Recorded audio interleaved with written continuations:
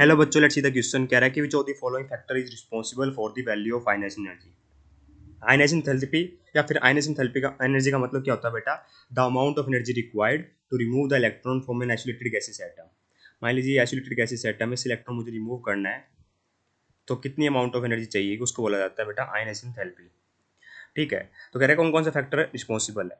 तो पहला कहता है कि attractive force between electron and the nucleus. तो देखिए बेटा, न्यूक्लियस और इलेक्ट्रॉन की अट्रैक्टिव फोर्स की बात करें तो जितना ज़्यादा ये अट्रैक्टिव फोर्स होगा, ठीक है, उतना ही मुश्किल इलेक्ट्रॉन को निकालना बाहर हो जाएगा। तो मतलब उतनी ही ज़्यादा एनर्जी एंथैल्पी देनी पड़ेगी, उतनी ज़्यादा एनर्जी लगानी पड़ेगी बेटा। तो अट्रैक्टिव फोर्स बेटा फैक्टर रिस्पॉन्सिबल है।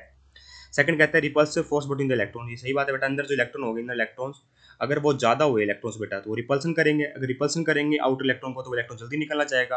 कौन चाहता है रिपल्सन करना? ठीक, उसको इलेक्ट्रॉन निकालने को आसान होगा, तो कम माइनस एनर्जी की जरूरत पड़ेगी, तो ये फैक्टर भी रिस्पॉन्सिबल है। थर्ड कहता है एक्सचेंज एनर्जी। तो देखिए बेटा, एक्सचेंज एनर्जी रिस्पॉन्सिबल होती है हमारे स्टेबलाइजेशन ऑफ एनर्जी स्टेट के लिए।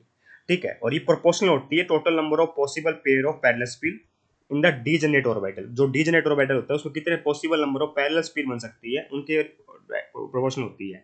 जब कोई सेवरल इलेक्ट्रॉन्स होते हैं बेटा ऑक्यूपाई कर लेते हैं एक डीजेनरेट ऑर्बिटल को, जो लोवेस्ट एनर्जी स्टेट होती है वो कॉरस्पॉन्ड करती है maximum possible extent of single occupation of orbital और पैरेलल स्पिन के लिए। जो लॉस ऑफ एक्सचेंज एनर्जी है ना बेटा, loss of exchange energy, loss of exchange energy होगा बेटा, ठीक है, वो क्या करता है, वो इंक्रीज करता है स्टेबिलिटी को।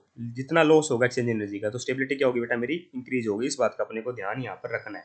तो मतलब जैसे स्टेबिलिटी बढ़ेगी तो आयनिस एनर्जी का आयनिस करना मुश्किल हो जाएगा, आयनिसन करना मुश्किल हो जाएगा, तो ज्यादा आयनिस एनर्जी लगानी पड़ेगी। ठीक है, इस बात का अपने को ध्यान रखना है। तो मतलब एक्सचेंज एनर्जी भी रिस्पॉन्सिबल फैक्टर है। ठीक है, अगर जितना ज़्यादा लॉस ऑफ एक्सचेंज एनर्जी होगा बेटा उतनी ज़्यादा स्टेबिलिटी हमारी इंक्रीज होती है। अगर एक्सचेंज एनर्जी का लॉस नहीं होता है, ठीक है, तो वहाँ पे बेटा मेरा फर्क नहीं पड़ेगा। ठीक है, तो मतलब एक्सचेंज एनर्जी एक वन ऑफ द फैक्टर है जो डिटरमाइन करता है। एक्सचेंज एनर्जी का लॉस होना स्टेबिलिटी बढ़ाता है, स्टेबिलिटी बढ़ाने का मतलब इलेक्ट्रॉन को निकालना मुश्किल है, इलेक्ट्रॉन निकालना मुश्किल है तो एनर्जी ज़्यादा देनी पड़ेगी। मतलब तीनों ही फैक्टर रिस्पॉन्सिबल है। तो ऑप्शन नंबर 4 को मैं टिक कर दूंगा। I hope you got the answer. Thank you so much.